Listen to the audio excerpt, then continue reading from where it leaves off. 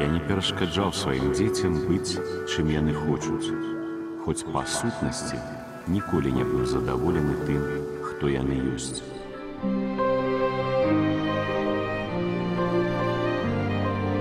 Вы чулі? Ганна Рафаілаўна выходзіць замуж за Яна. Шлюб прызначаны на заўтра. Карціна беларускага адраджэння была даволі бязрадаснай. Чаму вы мяне пазбягаеце?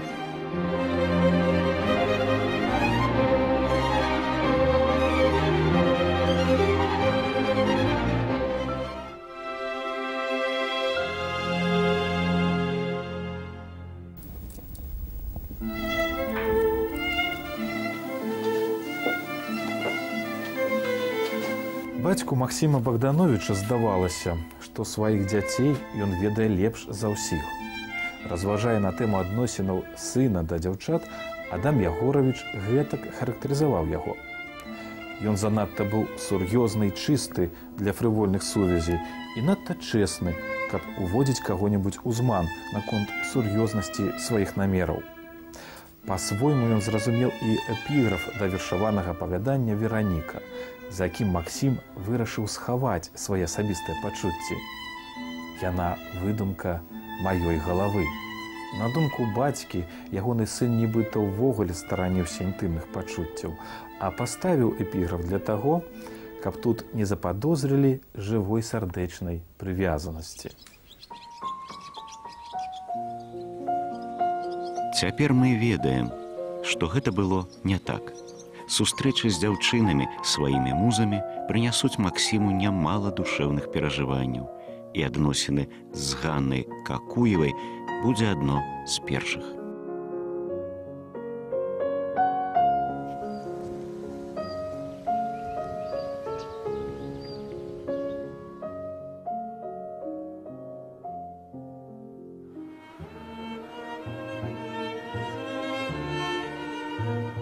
Пасля захворвання на сухоты ў 1909 годзе бацька накіроўвае сына на лячэнне ў Крым.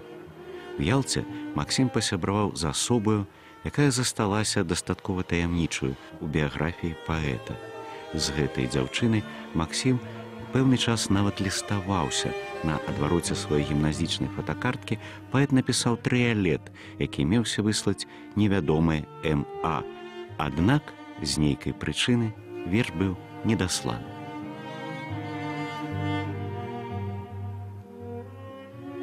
Я больны, бескрыдлаты паэт. Помню раз пазабыў сваё гора.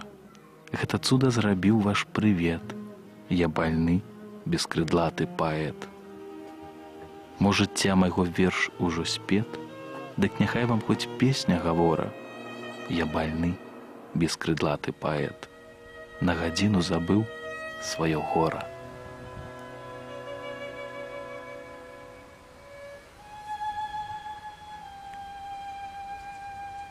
Вот гэты трыялет, ён таксама навеяны знаёмствам з Кіціцынай, таму што, відаць, пасля таго, як яны рассталіся, як Максім вярнуўся з лячэння, яна прыслала яму, напэўна, можа быць, ліст або паштоўку, і ён быў расчулены гэтай згадкаю і адгукнуўся гэтым вершам, запісаў яго на фотакартцы, магчыма, паслаў ёй. Існуюць два варыянты гэтага верша.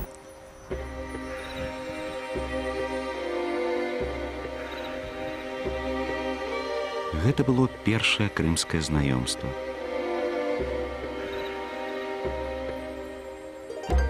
Другім разам Максім Богданович наведае Крым у 1915 годзе. Ён паселіцца ў Старым Крыме, правінцыйным гарадку з унікальным кліматам.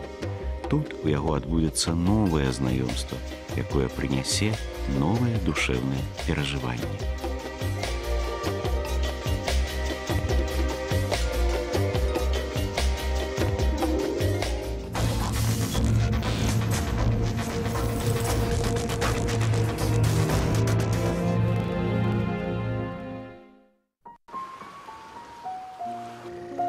Забудется многое, Клава, но буду я помнить всегда, как в сердце шипела отрава любви и тоски и стыда. Тебя в темно-синем платочке и песню, что пела мне ты. Прошли золотые денечки, остались только мечты.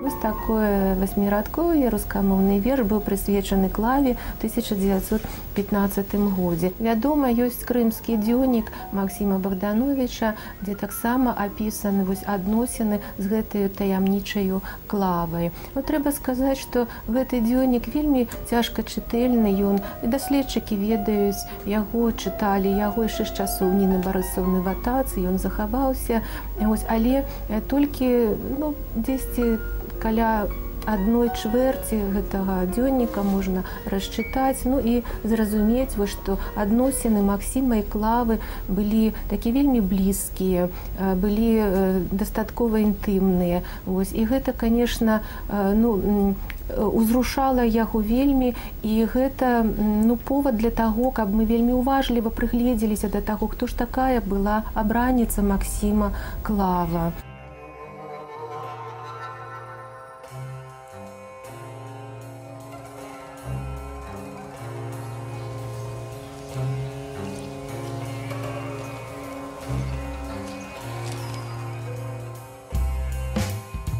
И сюда летом 2015 года Максим Богданович направляется именно подлечить свое здоровье. И во время своего пребывания в Старом Крыму, естественно, Старый Крым буквально так и сходил буквально вдоль и поперек. И старался как можно больше вдохнуть нашего лечебного воздуха, и что поспособствовало несколько улучшению его состояния здоровья.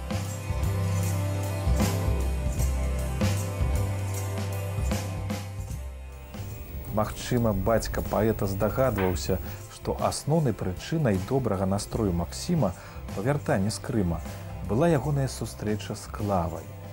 Аднак і да гэтага сынава захаплення Адам Ягорович паставіўся як да нечага выпадковага, несур'ёзнага. Тыя, каму давялося азнаёміцца з дзённікам паэта, адзначаюць, што больш пачалі разумець характар юнака, якому ўжо ішоў 24 год. У адным радку ўжываліся яго асаблівая дабрыня, мяккасць і разам з тым парывістасць і настойлівасць. З Клавай пазнаёміўся паэт на другі дзень свайго прыезду ў Стары Крым. Тады ж вечарам разгаварыўся з Клавай.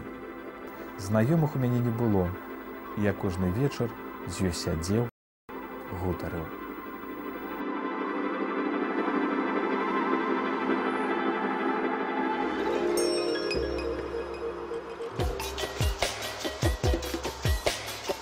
Прыкладна 80-х гадах мінулага стагоддзя мясцовыя краязнаўцы зладзілі спробу адшукаць будынак, у якім Максім Богданович спыніўся падчас свайго лячэння. Асаблівасці кліматычнай зоны Старога Крыма былі вядомыя яшчэ з аддаленых часоў. Было заўважана, што праз мястэчка праходзіць гаючае паветра, стэповае, горнае, лясное, што нязмушана ядналася з марскім. У звязку з гэтым у пачатку 20-го стагоддзя Стары Крым пачаў набываць папулярнасць. Ён месціцца між аргамышаў, дзвюх зялёных, зарослых лесам гор і лічыўся як не раем для хворых на сухоту. захаваліся сведчанні таго, што гасцей, якія пакутвалі на гэтую хваробу, сялілі наводдаль у прыватных пансіянатах і дачах асобна ад астатніх курортнікаў. Верагодна, у адзін з такіх дамоў і пасялілі Максіма Богдановича, які ўсё лета праваляўся ў гамаку пад чарэшнямі. Мястэчка было ціхае, спакойнае, жыццё ім плыло соннае, наіўнае, нібы запаволенае, ва ўсім адчувалася марудлівая паўднёвая лянота.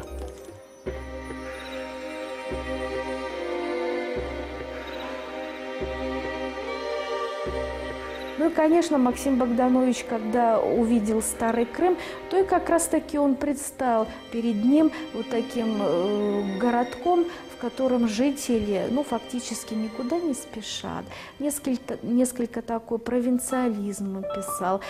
Ну, кафе городские. Вот идет Максим Богданович по городу, и прямо на тротуарах расположились столики, стулья. И за этими столами, ну, вот такое небольшое кафе, и сидят наши провинциальные жители.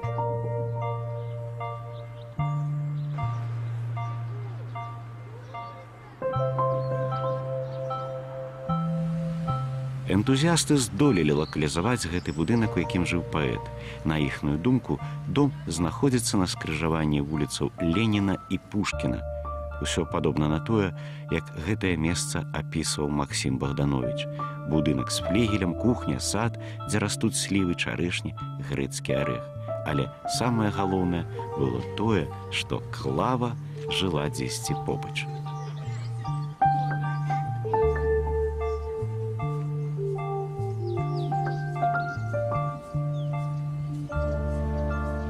Армянка по нацыянальнасці Клаўдія Салтыкова, якая сапраўды пражывала ў гэтым пансіянаце. Нават імя ўладаркі яго вядома, Дар'я Тимофеевна. Вось там пражывала Клава са сваёй малодшай сястрой Олей, і Максім таксама там жа у гэтым доме, толькі дом гэты быў вялізны з рознымі ўваходамі, і таму вось так склаліся там гэтыя цёплыя такія блізкія адносіны, вось, ну, якія, на маю думку, ніколькі не абніжаюць той высокай красы, якую пазначана ўся творчасць Максіма Богдановича, у тым ліку і верш прысвечаны Клаве.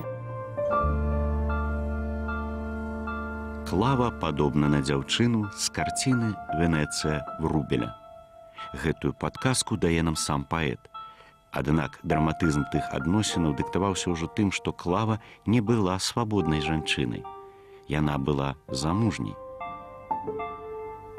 Можа быць, павінна штосьці быць, што трэба аберагаць ад лішніх вачэй. Я не думаю, што Максім пісаў гэты дзённік з тым, каб, ну, падазраючы, што гэта будзе калі-небудзь прадметам такой увагі, ну, старонніх людзей, скажем так, нават тых, хто захапляецца яго творчасцю. Хаця цытаты з гэтага дзённіка, тыя, якія можна расчытаць, яны друкаваліся.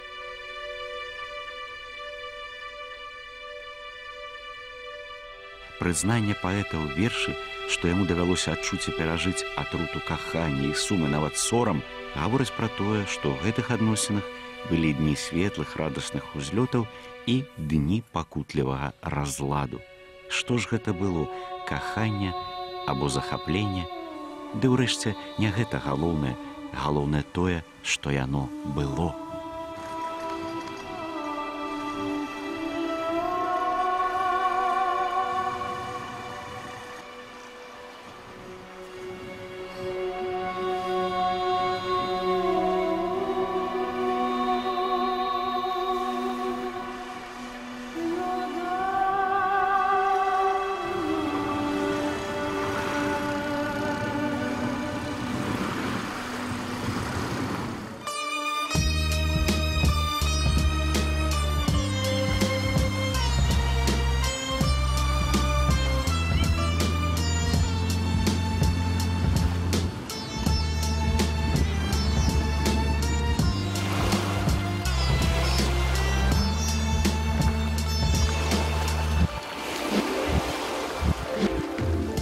Яно яго сапраўды вельмі моцна ўзрушыла, і, можа быць, нават і яны думалі штосьці аб магчымасці сумеснага жыцця, але вядома, што Клава была замужам. І, канешне, гэтыя адносіны іх прыходзілася хаваць нават ад сястры Ольгі, якая здагадвалася аб тым, што там вельмі такая разгарэлася каханне, якое, можа быць, ім і цяжка было хаваць ад старонніх вачэй. Ён разумеў, што, можа быць, гэта што-то недазволенае, што ён пераступае нейкую рысу, але таксама, можа быць, спакуса ёсць і за рысу зазірнуць калі-нікалі.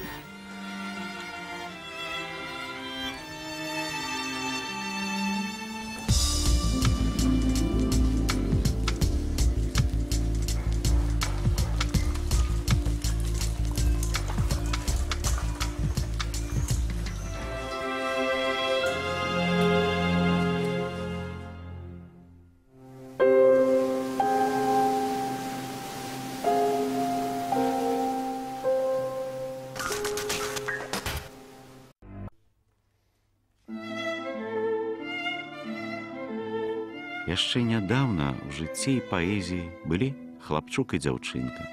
Максім мог прызнавацца ў каханні і рамантычна марыць, каб, да прыкладу, толькі дакрануцца рукою да яе рукі. Быў юнак і Мадонна, далёкая і недасяжная. Аднак у старым Крыме былі ўжо мужчына і жанчына. Магчыма, яны разам ездзяць на экскурсію ў Кактыбель і наведаюць кавярню Бубны. Яны выпраўляюцца ў Кізельштадскі манастыр і пераадольваюць лясныя і горныя сцежкі. Як і кожны мужчына, ён марыў пра сям'ю, дзяцей.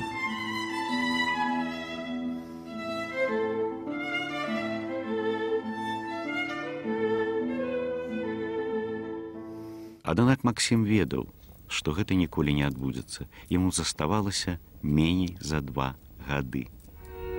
Увосень 1916 году Богданович пераязджае ў Менск і пачынае працаваць сакратаром у харчовым камітэце Менскай губернскай управы.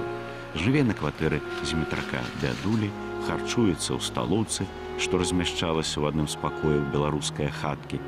Тут сама жыла і Людвіка Сівіцкая, прыгожая маладая дзяўчына, якая працавала ў гэтым жа камітэце дапамогі ахвярам сусветнай вайны.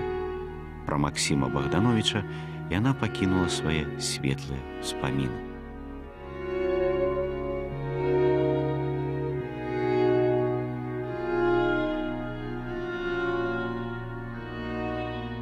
Успаміны былі яркімі і светлымі ў яе душы, вельмі падрабязна яна ўсё гэта апісала. Яна не магла, конечно, пісаць ужо там, ашчаджаючы сябе і Максіма, пра тое, што сапраўды паміж гэтымі маладымі людзьмі магло ўзнікнуць каханне. Вось тое, можа быць, апошняе каханне, высокая, цёплая хваля яго, якая агарнула Максіма пасля ўсіх расчараванняў, пасля немагчымых сустрэч, немагчымасці быць разам з Аняй Какуевай, немагчымасцю быць разам з Клавай. І гэта тое было апошняе, што сагравала яго душу.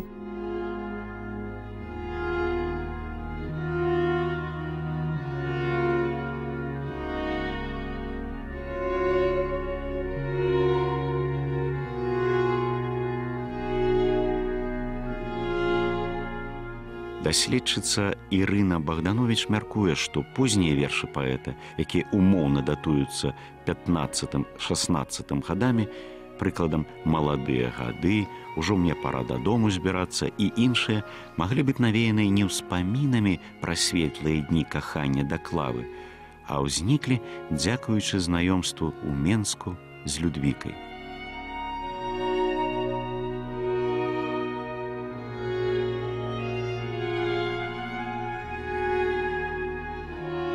Разгадка мне бачыцца ў адной невялічкай карталюшцы або картачцы, напісанай рукою Максіма Богдановича. Некалькі слоў. Змест іх такі. Сёння пачуў, як ваша мама сказала, бедная моя девочка. Я доўга думаў над гэтымі словамі.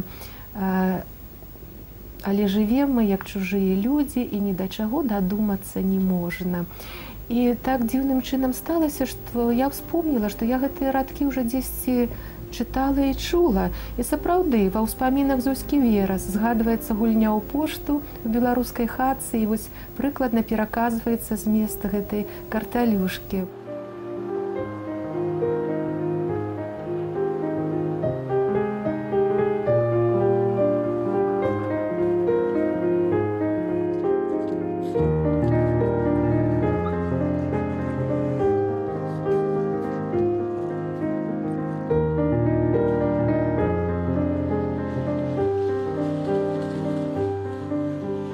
Вельмі кранальна Людвіка апісвае, як яны хадзілі разам на працу праз чырвоны касцёл, як Максім стаяў каля святыні і доўга ад яе не мог адысці. Для яго гэта было вельмі важна. Невыпадкова ў ягонай творчасці вобраз дзевы-маці такі высока паэтызаваны. Гэта абраз жанчыны, якая чакае дзіця, якая будзе калісьці маці.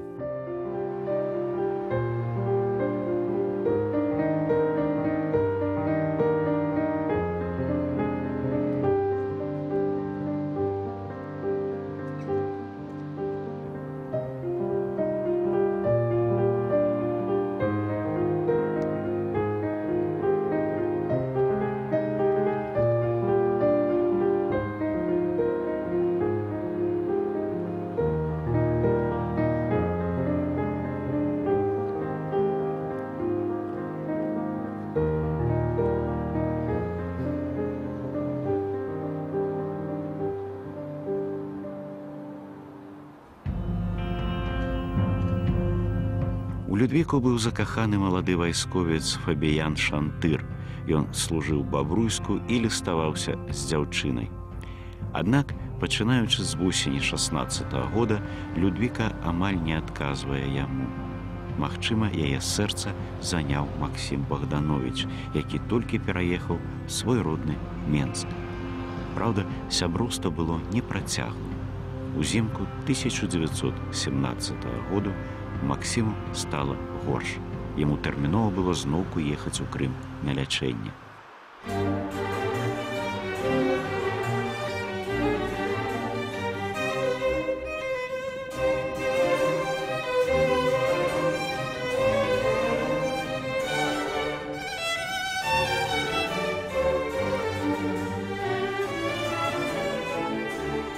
Яны развіталіся ў беларускай хатцы.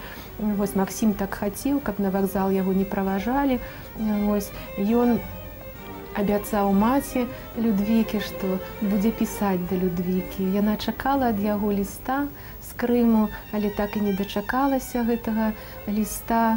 Можа быць, ён ужо хворы і не здолеў напісаць ёй, а можа быць, як яна згадвала, можа быць, чужыя людзі не парупіліся адаслаць гэты ліст.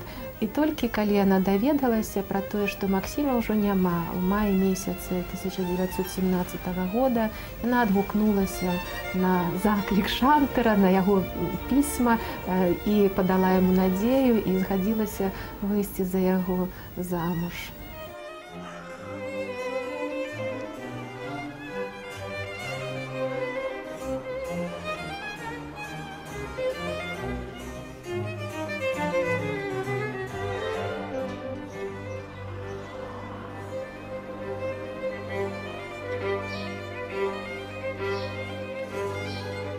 Яго адпявалі ў мясцовым праваслаўным храме.